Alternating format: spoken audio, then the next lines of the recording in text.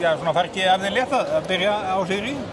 Já, mér fannst það bara feikilega sterkt eftir það sem við erum búin að vera í núna síðustu dag að vinna jafn gott lið og Hauka hérna á heimavelli og við vorum svona með forustuna mest allan tíman en það eru alltaf bara að narta í hælana okkur en það bara vel skipulaðar og vel spilandi þannig að já, ég er bara ánægður með að það er svona varnarleikurinn sem að lagði grunnið þessu hjá okkur? Já, sko framannarleik og varnarleikur mjög góður svo fannst mér við vera farin að leika hérna og mikið línuspil og annað sko og það er eitthvað sem við þurfum aðeins að skoða en svona bara hafði skóð og svo fannst mér bara sóknin bara nokkuð góð líka.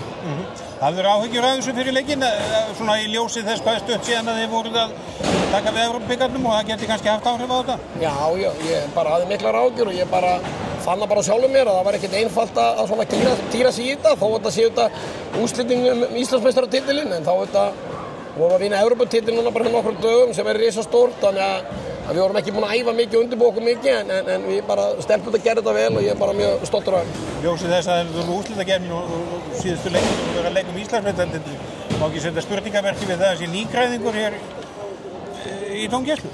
Já, ég er bara ágætt til orðið yfir þetta. Sko, það er úrslitaeinvíð og besta dómarapari Anton og Jónas sitja hérna upp í stúkur og horfa á leikinn. Ég skil ekki alveg hvað er að gerast þarna hjá HSÍ en það verður gaman að sjá hverju dæma karlaleikinn á 5.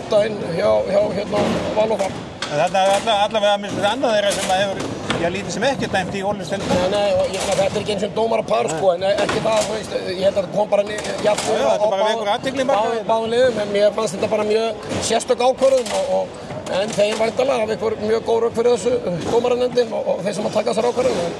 Mér finnst ótrúlegt að besta dómaraparið sé ekki látið dæma svona leikinn.